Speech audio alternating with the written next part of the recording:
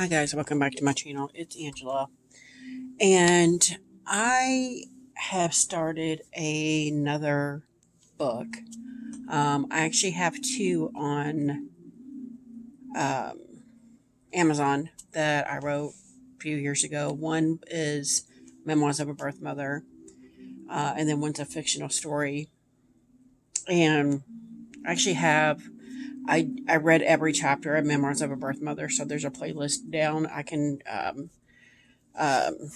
link that, see if I can link that playlist below. If not, I'll link the first chapter below. Um, but I was going to do I did another little short chapter of another book I've started because Memoirs of a Birth Mother is about my struggle giving my daughter up for adoption when I was 19. And we've since reconnected. Um, we have a relationship now. It's been several years since we've reconnected, but during that book, I had a lot of healing that happened, and I touched on some of the relationship issues I had with my ex, her dad. And so I decided to write another book. It's another memoir of, I don't know what, I'm still playing with the title, but it's going to dive a little deeper into the relationship I had with him. It only lasted a year, but it felt like 10 because it was such a volatile relationship. I was 18, 19 years old. I was very young. He was 25. It was a very tumultuous relationship. And I was thinking tonight, what card can go with this little story that I can read to you guys? And then I pulled out my mini Nicoletta Ciccoli Tarot. Now, this is published by Lo Scarabero. And this is the mini because I didn't know if I would like the deck or not. And because I knew I wanted a image with ice cream in it. I'm like, I don't think I have any decks like that. And then I realized I did in this one. But this deck has like exactly like what I was saying with this one. There's a lot of female empowerment, but there's also a lot of female abuse in this deck. And I didn't, to me, the deck was a little harsh. And I'm like, what am I ever going to use with this deck? It's very harsh. It's very confronting to me, especially with some of the stuff I've had growing up. It's very confronting, very harsh, like that. And then as I'm looking through this deck, thinking about him and our relationship, I'm like, this deck is our relationship exactly to a T. And so I decided it's like, this would be a perfect deck for shadow work or to even, kind of go through some of the issues as I'm writing this new book about our relationship. And I just thought it just kind of blew my mind. It was like, yes, this is why I got this deck, was because it is about him and I, pretty much. And so, yeah, everybody's seen this deck, but I was like, oh my God, that's crazy. Like this here, where did it just go? That was insane. Yeah, some of these cards can be really, really, really harsh to me. Like, that's insane. Yeah. Shadow there. So I pulled out the Queen of Cups, or the Queen of Pentacles, because this really best suited the image of what I was trying to convey. And she's the Queen of Pentacles, but she looks upset.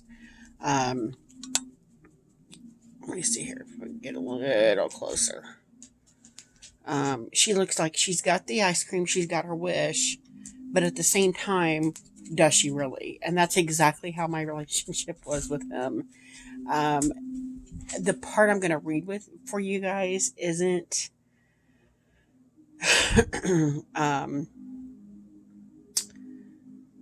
it's before the abuse started and the negativity started and the after effects, before the after effects of just how horrible of a relationship it was. This is when everything was nice and sweet and fuzzy and beautiful, and there was so much potential, and I had no idea that it was about to all come crashing down. And that's what I see in this specific card. So I thought I'd read you guys this little chapter I have, and then let me know in the comments below if you want me to continue doing this, if you want to hear more, whatever.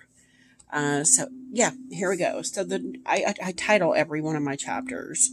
That's just how I roll. And this is called the Chocolate Chip Cookie Dough Experience, which is why I had to have ice cream in this, because it's the chocolate chip cookie dough ice cream.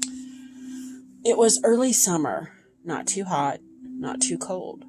It was the perfect weather for falling in love.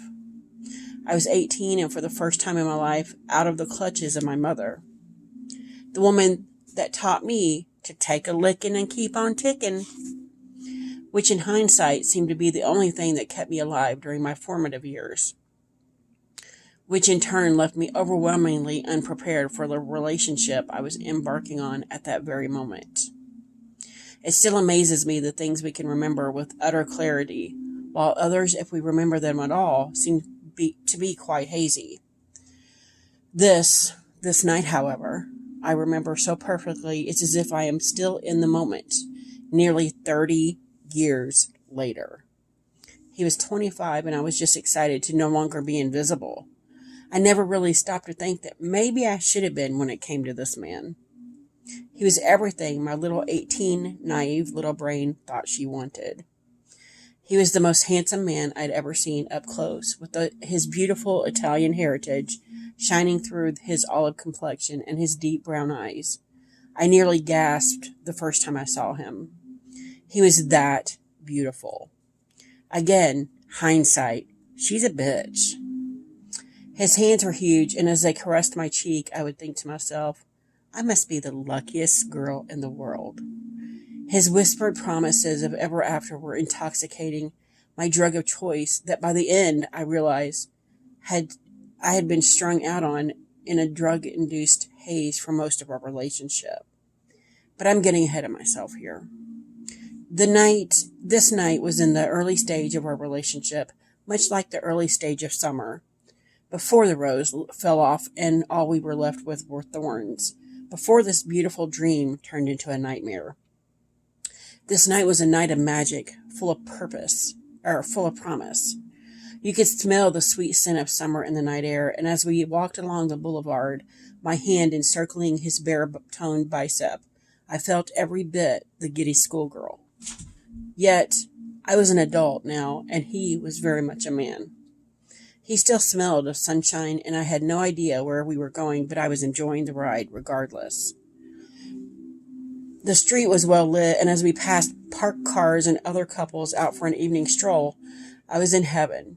I soaked up every single second like a starving man. I would have done anything to keep this night going.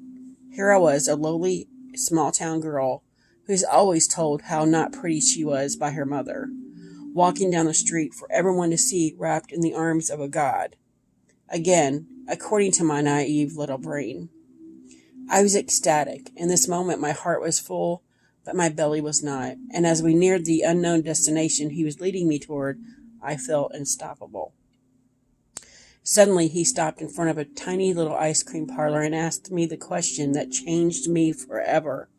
Have you ever had chocolate chip cookie dough ice cream? I looked at him a little dumbfounded. So many questions came to mind. Is it really chocolate chip cookie dough? If so, wouldn't that make you sick if you ate too much of it? I mean, it is raw cookie dough, right? This is how my brain works. As the question continued to pile up in my head, all I could do was gaze into those deep brown eyes as if hypnotized and whisper, no. Well, you're in for a real treat, he said with a dazzling smile, and I swear to all that is holy, my heart stopped.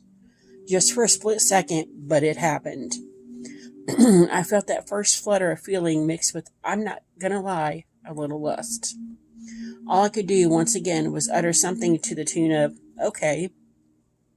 He bought us both a scoop each, and I thought it was the most gentlemanly thing anyone had ever done for me. Little did I know this would be one of my fondest memories of this man. I took my little spoon and tentatively dipped it into the already melting ice cream, got a bit of the ice cream and, of course, the cookie dough, and took my first bite of what is now, decades later, my favorite ice cream to date.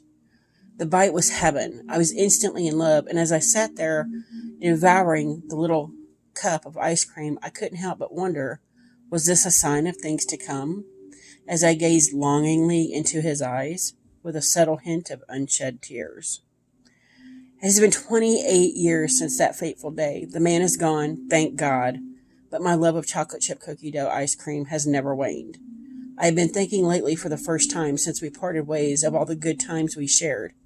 It has taken me damn near 3 decades to let go of the dastardly things this man did to me. I was even able to get closure in the best of ways.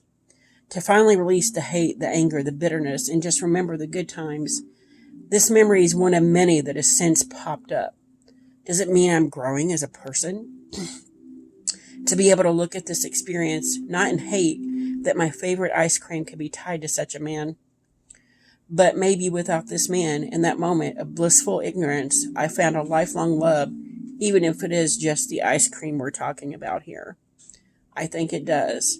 If you had asked me even as little as a year ago, would I be giving one of my personal demons credit for introducing me to my favorite flavor of ice cream, I would have said, you crazy. Yet here I am, giving credit where credit is due. To the man that taught me one of life's biggest and cruelest lessons. Thank you for my first chocolate chip cookie dough experience. Thank you, and that's all I got. I hope to hear from you guys in the comments. Let me know what you think. If you like this video, give me a thumbs up. If you want to see more, please subscribe. Don't forget to hit that notification button so you're alerted to any future videos, and y'all have a good night.